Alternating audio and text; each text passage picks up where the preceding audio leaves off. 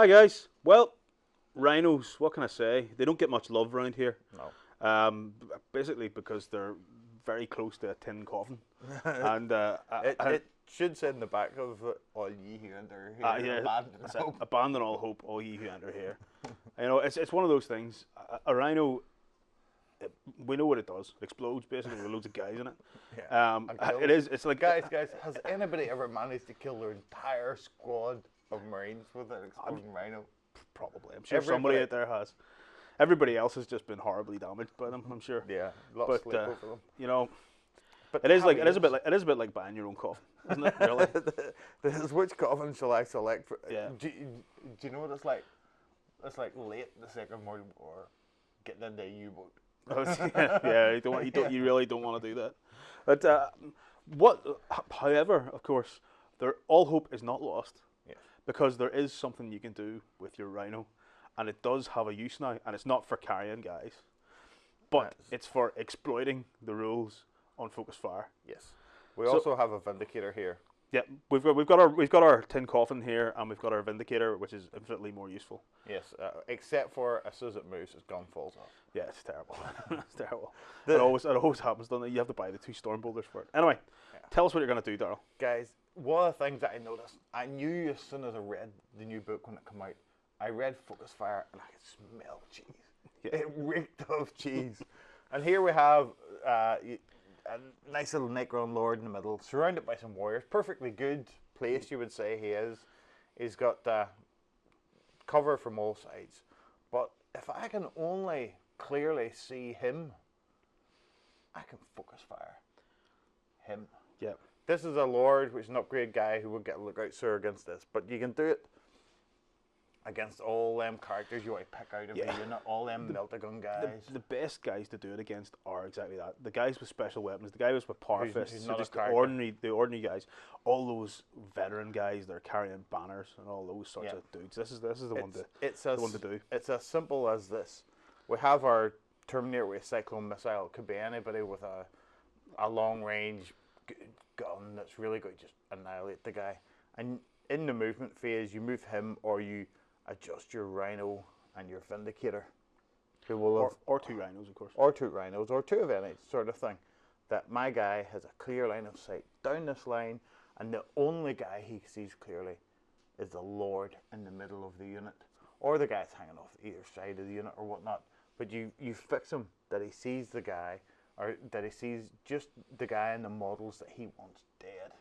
You make your own Focus Fire, and now you've got a use for your pointless Rhino. Yeah, of course it has been christened the Rhino gun sight, which is basically what it does. Yep, you can now Focus Fire on that Lord, and all your shooting just gets hosed down that line to kill him. I did come up with something slightly a different version of this, but the guys wouldn't let me.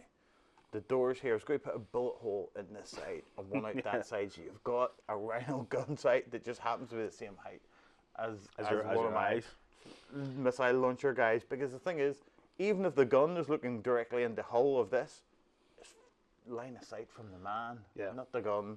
And here we have Necron Lord takes the hit, and he gets no cover save from no cover save. Again, in this case, you would probably get lookout sir to get rid of that. But if he's just a regular upgrade guy, if he's just the crypt taker or whatnot joins the unit, that's just a character, not an independent character. He's just getting a 4-up cover save, and you're just picking him out. You can do this. A 4-up lookout, sir. A 4-up lookout, sir. You can do this. Yes, ideally, guys, you don't want to cover enough of him that he gets a cover save. You want to just see him clearly, the guy you're aiming for, and nobody else in the squad. Clearly. You can see the rest of it. The rules, of course, state for Focus Fire.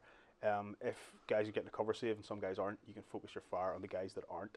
So the idea is you're going to leave a gap so that one guy doesn't get a cover save, and that's the one you're going to shoot at. Again, it works particularly well with things like the Cyclone missile launcher, but also any of those like tactical squads that have one heavy weapon in them. All that sort of stuff. You can also we've got this set up where it's right beside the model. You can also do it the other way around, where those 2 models are over beside the unit. Of course, that's probably going to kill them eventually, but it's also much easier to do that way. Because you've just got You can adjust the gap precisely. This way, of course, what you'll probably get is your opponent coming around the table, not screaming and blue murder, Yeah. and, But and getting down to have a look and all this sort of business. So, you want to make sure it's reasonably spot on. it as well as it doesn't matter how many guys behind the dude you're aiming for, as long as you obscure the guys that are in front of him or at either side of him. Yeah. As long as he's the nearest guy to you that you can clearly see, he's the first guy getting that shot in the head. Melon popper. Yeah. So it's is that just totally cheesy and ridiculous, or is it just an exploit that you can use in the rules? I tell you what, guys, why don't you give us a comment and tell us what you think? Have you got any other reasonably cheesy things that you can do with rules? If you do, drop us a line and tell us about it. And if it's cheesy enough to get on the Cheese Hunters, then you'll get a name mentioned as well as your fantastic little nugget of rules truth being told to the entire world. So, guys, we'll get on, we'll look for some more cheese, and we'll see you in the next video.